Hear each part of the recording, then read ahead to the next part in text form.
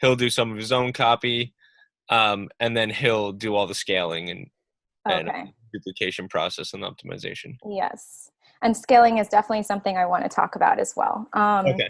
Because I noticed actually it wasn't, if you want to just dive into that one, I noticed on some of the ads, it scaled in one day, it scaled double.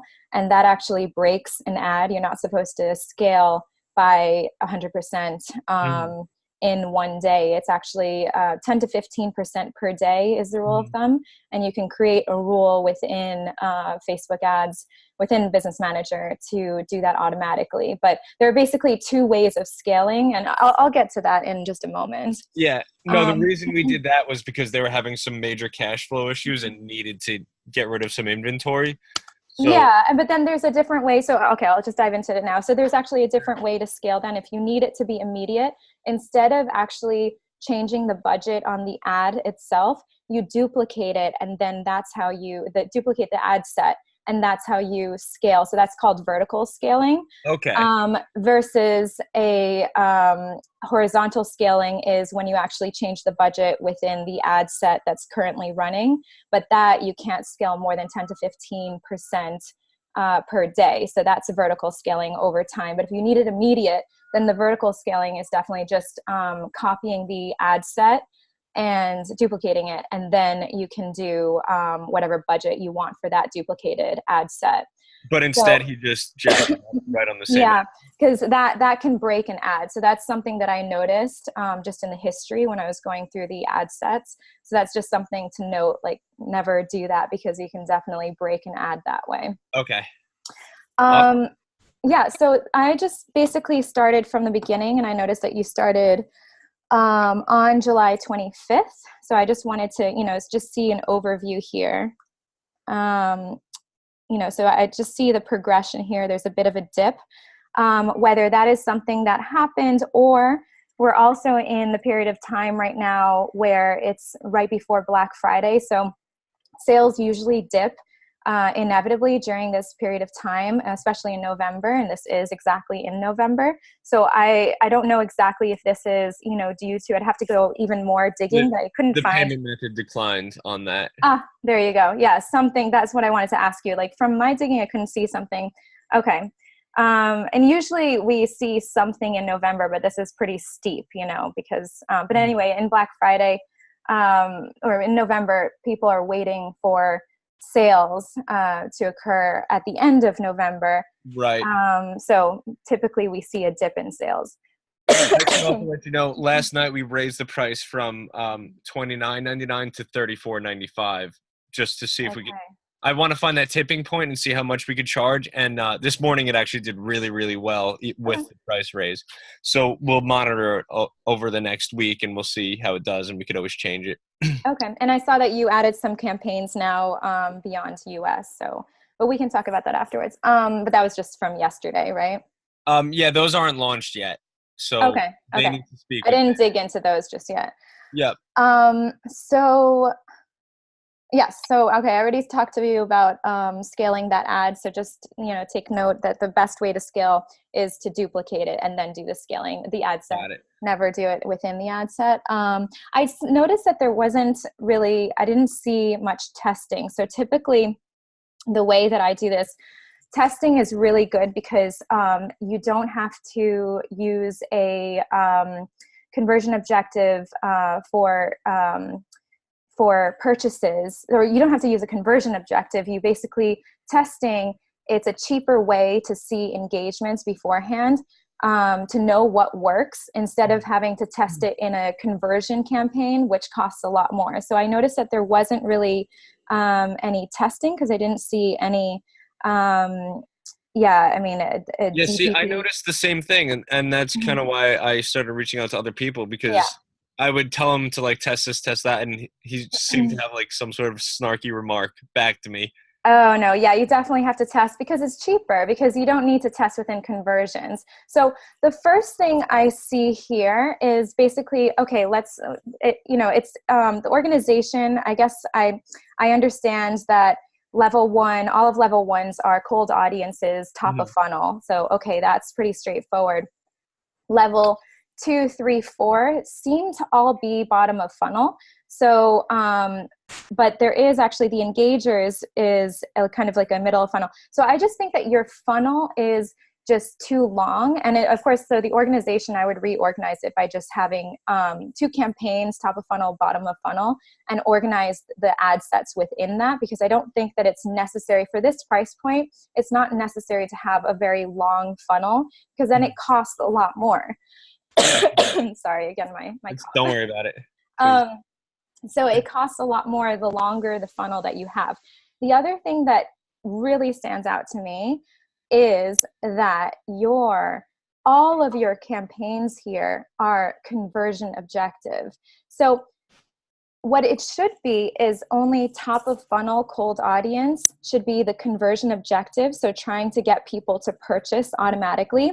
But if they don't, the retargeting campaign, so all of your middle of funnel or bottom of funnel, really, it should only be, all of your retargeting campaigns should just be engagement or reach or impression, and it shouldn't be conversion objective.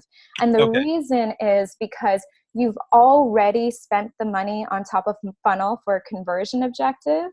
And so by putting it back into another funnel that is a conversion objective for bottom of funnel for retargeting, that means you're spending even more money. So you've already identified these people who are Facebook deems as viable candidates to purchase, but then you're retargeting them and again spending, in an expensive campaign on a conversion objective, if that makes sense. Stop me if it doesn't really quite make sense. No, I'm following for sure. So essentially, all of your retargeting should never be conversion. Only your top of funnel should be conversion. And that's why it pushes up the price.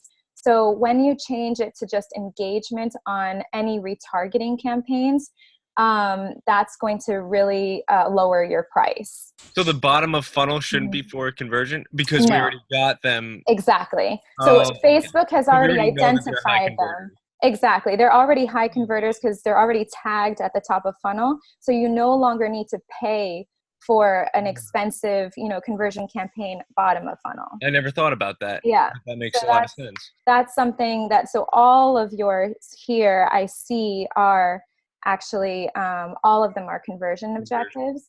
And that's why I always hear to do conversion objectives at the bottom. I've never heard that other way around.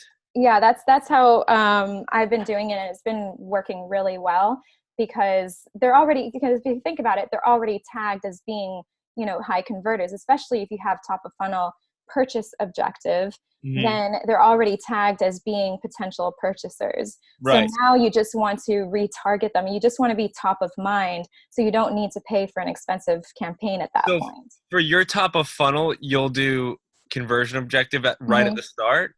I always heard to do engagement objective at the start.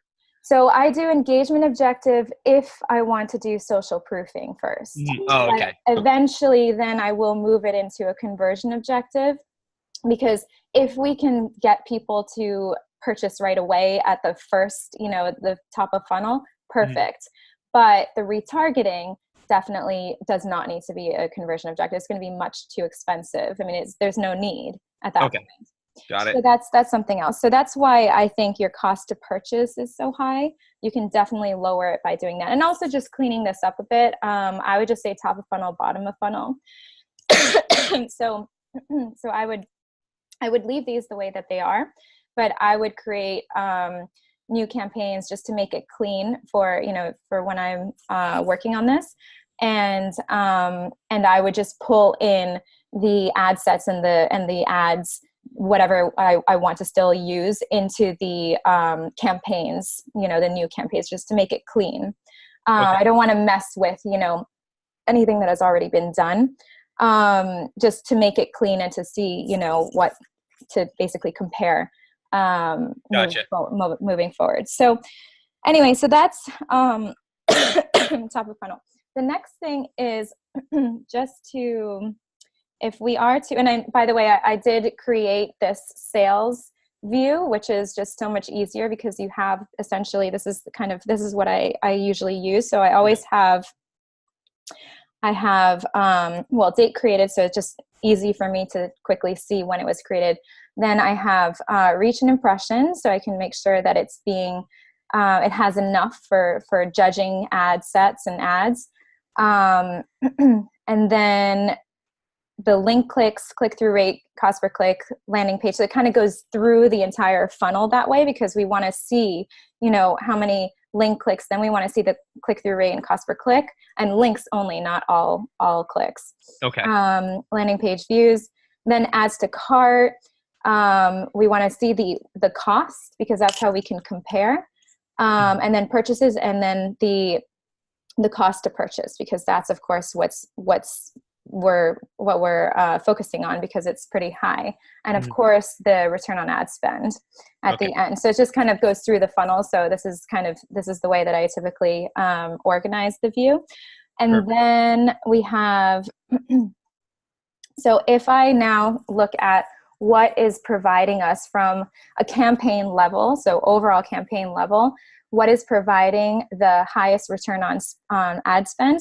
Oh, look at this. It's ClickFunnels. And then I went into it. So one question for you is, I see that you created, or someone created, a sales page for ClickFunnels. And so we started off with a ClickFunnels page to validate the offer.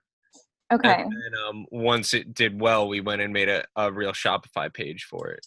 Right. So why did you decide to abandon the ClickFunnels? Because that's actually still giving you the highest return on ad spend and the lowest cost to purchase. Because it was there was a lot of issues with fulfillment, like on the back end with the ClickFunnels, because ClickFunnels really isn't meant for e-com. No, it's not. But some people do use it. I mean, you have one product, so it is possible to use it still. Yeah, it was just giving them a lot of issues, so we offered to make them a Shopify. We are still running one campaign that brings them to the landing page of the ClickFunnels, and then once they hit order now, it brings them to the add to cart page on our Shopify. Right. I'm not sure where that one is in here, but it should be running. Okay. Well, that's something we can talk about a little bit more. I'm totally open to testing. Because I mean, it's interesting. It's interesting that it has, out of everything tested so far or done so far, it has the highest ROA and the lowest cost to purchase. So that's something to pay attention to. In any case, if we talk about the ones that are running, let's go into cold audience.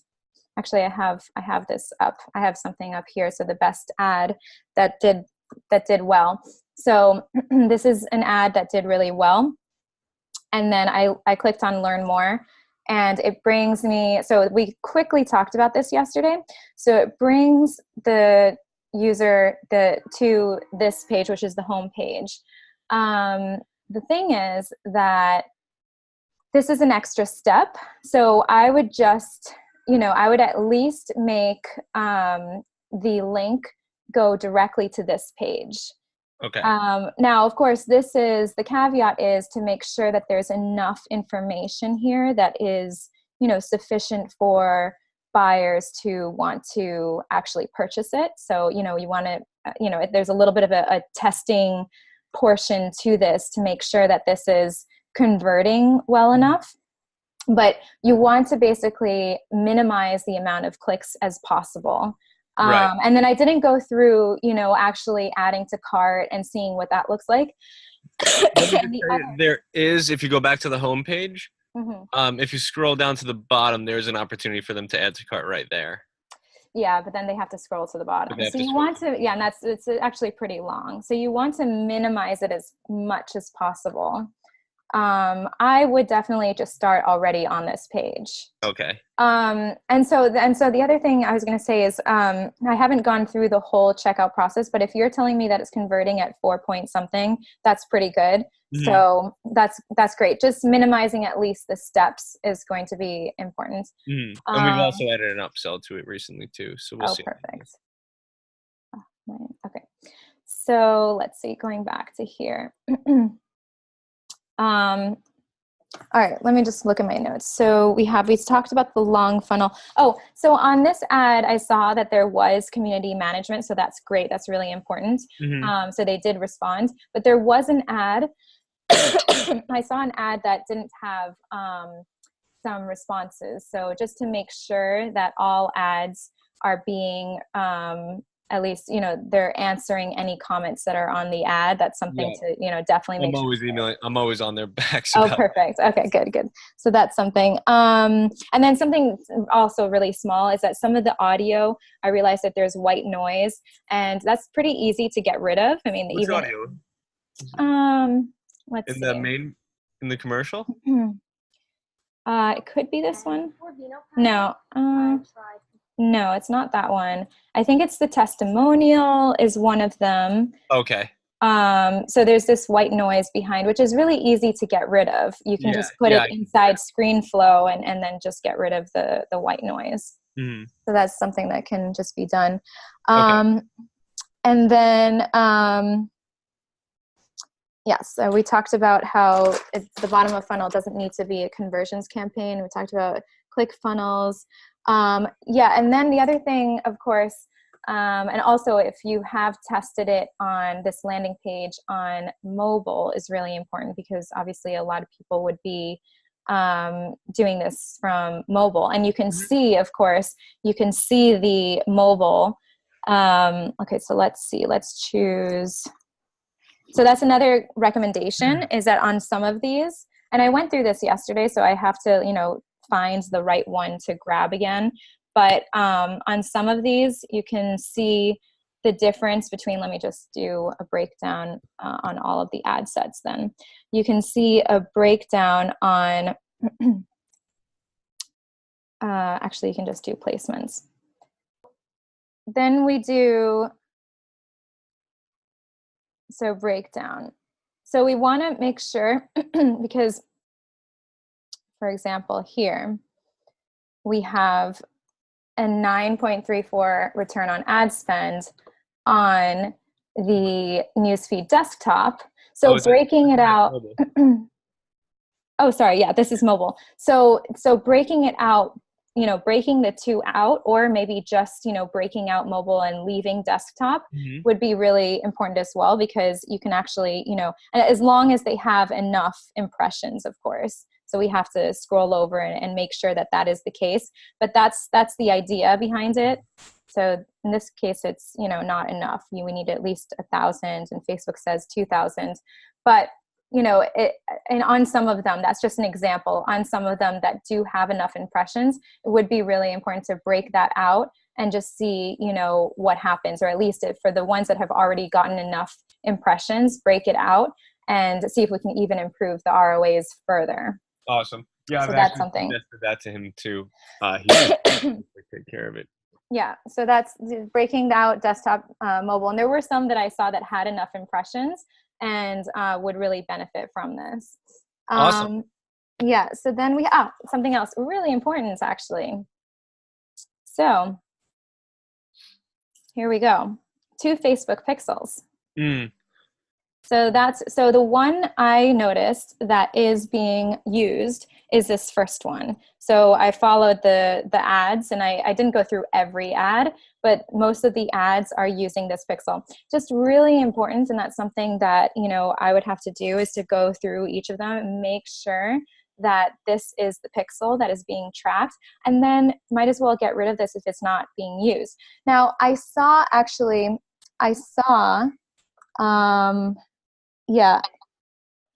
So I think what happens, yes, because this pixel on your analytics dashboard, because I was trying to see in Business Manager, there's a way to go into analytics. So I can just show you quickly, but I don't have I would need to have a higher permission to view this. So I just need to, get that increase.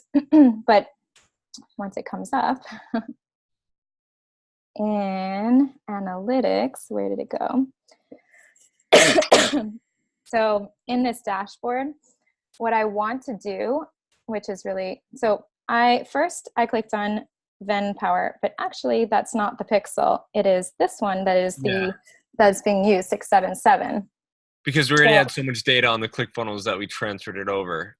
Right. So So I guess we can get rid of that. The question is why, first of all, why were you using 2 pixels? Because the the reason why one should use 2 pixels is if a company is selling 2 completely different products. For example, let's just talk about skincare, and a company is selling something that is purely made for mothers and not for babies, and then something completely different for babies. So the audience is going to be completely different. So if the audiences are totally different, that's when you use 2 different pixels, because you don't want to mix up the audiences. But if it's 2 different landing pages, you don't want to use 2 different pixels.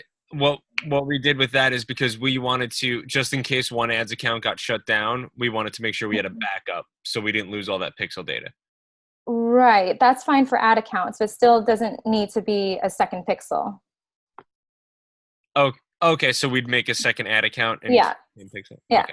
So definitely I agree with doing more ad accounts. Like I definitely have several ad accounts for that reason. But you definitely do not need to create a new pixel, because that's all of the data that you're, all of the spend, the $40,000 so far on this account is really the data that you have from this is on the pixel. So you don't want to. It doesn't hurt it though, right?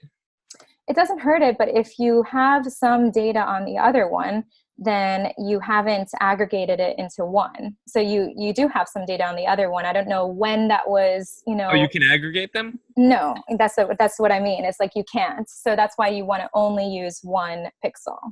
Okay.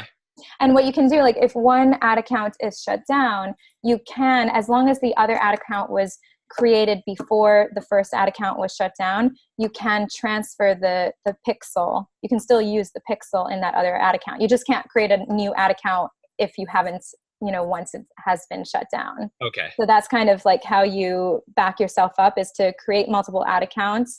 You only need 1 pixel. And if one gets shut down, you just, transfer the pixel onto. Okay. The pixel is the really important part. That's Right. the brains behind everything and collecting the data. So when could you start if we wanted to start earlier than the 22nd? Yeah, well, that was actually something else I was going to talk about, because we are coming up to Black Friday and Cyber Monday. So if you want to take advantage of that, then obviously the sooner the better, because there's going to be a lot of organizing to do. And everything that I'm discussing now, I want to also implement. And also, yeah. So I'm going to tell him, because I have him running some other accounts for me still, so I don't want bad blood with him. So I'm going to tell him that they're hiring a new accounts manager to run their Facebook ads, and I'll get you started as soon as you can. Okay. Yeah, I'll look at my calendar. That'd be amazing. Yeah. Do it. Perfect. So let's see, just to kind of wrap this up a bit, we already talked about it scaling too quickly. So yes, in terms of the pixels, to really be sure that you're just using the 1, because basically any money spent on that second one is a waste because you're not using it. And that data is not in this original pixel. Anything like that needs to be done, we could send over to Dario. So if there's anything that's like not if there's anything that's not for you to do and needs to be done, just send it over to Dario and he'll take care of it.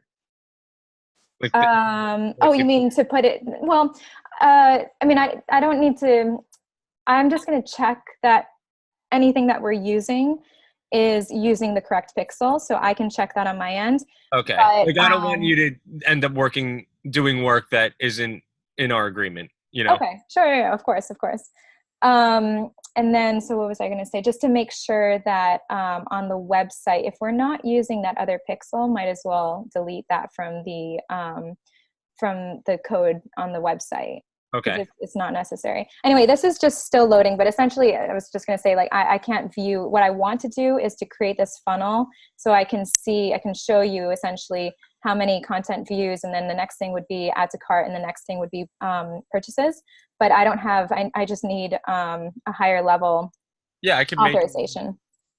What, the highest level, typically with either partner or employee, just whatever is the highest level. And then I also need access to the pixel. So it's the page, the ad account, and the pixel, just the highest level, and then I can do what I need to do. Let me do this right now for you. Do you want to let me share? Sorry? Do you want to just cancel the screen share for you, and I'll share my screen, and we can get you all set up? Sure, sure. Do you want me to just finish a couple things? Sure. Yeah, but anyway, so what that view would do is essentially show me in an easier way and in a visual way, essentially what I could also see here, which is essentially landing page views to adds to cart. So quickly, this is what it would automatically show me. It would do 1213 over 2072. So the rate, okay, there you go. That's pretty good. 58%. That's very good. 30, anything above 28% or 30% is very good. And then we have purchases 1213 over 2072. And that's also 58%. So there you go. So that's pretty good. So that's to show you the funnel, so anything above 30% is very good. So essentially, at least the funnel is doing well. That means that there aren't any issues on the landing pages or, on the cart checkout process. So it's just about lowering this. And I would say it's because of the fact that all campaigns are conversion objectives. They're also, it can definitely be cleaned up. So some of these, as I mentioned before, the engagement, this isn't really necessary because I don't see many, a very high, what's happening here? I don't see a very high, I guess this one is okay, but then we have, yeah, that's pretty high. So this isn't so necessary. And then one of the last things is doing stacking retargeting. So I saw that, and that's something that, so it is actually quite a bit of work, but in any case, if we get to this sooner, then we'll still be in time for Black Friday. So there is some stacking in this, which is 7 days and 14 days. But this is only for the adds to cart. We want some more stacking, which is going to be just any website visitors to retarget them back. So we want probably 7, 14 days, and even 30 days. And then the other thing is that I saw within, let's call it, let's see, in the content views. So this is something else that was kind of interesting. We have the exclusions. So we have add to cart exclusion. Okay, I guess that's because there is a campaign that is add to cart. So you don't want people to see, this if they're seeing the other ad. So that could be okay. But then you have purchase 180 days. So you're excluding people, anybody who has purchased in the last 6 months. So a really big question to you is, what is the lifetime value? Or basically, so these are inserts for shoes. So if we're talking about a skincare product, typically what I would do is exclude 30-day purchasers, because after 30 days, you actually want them to see this ad because maybe they're ready to purchase another one. But if this is an insert, it lasts about a month and a half, 2 months. There you go. So you definitely don't want to exclude people for 6 months. That's way too much.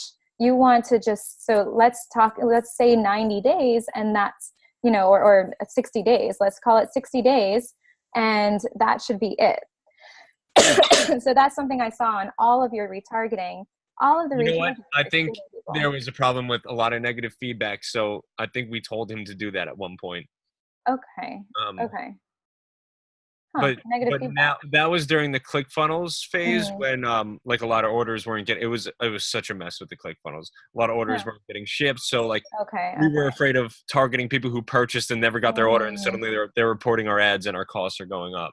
Okay, I see. All right. Well, so then if we clean up, well, the Shopify seems to have a good conversion rate. So if we clean up essentially the costs and lower the cost, break out the ads so that we can have higher ROA, mobile versus desktop, keep it in Shopify. I think we can raise the ROAs, lower the cost to purchase. Then we can go back to 60 days exclusion, and also break it out 7, 14, 30 days of website views. It doesn't have to be just add to cart. It can be website views. So it should be retargeting traffic, which I don't see any retargeting traffic here. Okay. Yes. And as you say, it typically lasts a month and a half. This is the last thing. It typically lasts a month and a half. Then we definitely want, 60 days. But also the question is, would they be putting it in each of their shoes? Because potentially we want some ads that, recommend that maybe you want this in each of the shoes that you wear, so they Right. buy one to try it out, but maybe they want to, not have to change it for each time that they change shoes. I would love to have copy about that. Yeah. So that's something that I think could work well. Awesome. Yeah, I think that's everything. I mean, I could dig even deeper, but yeah, that's everything from my notes, but that's just from like a quick kind of analysis from going through this. Yeah, it all sounds really great. I love how thorough you are, and I think it's going to be really awesome. Great. Perfect. So I'm just going to You want me to share my screen? Yeah, I'm going to stop.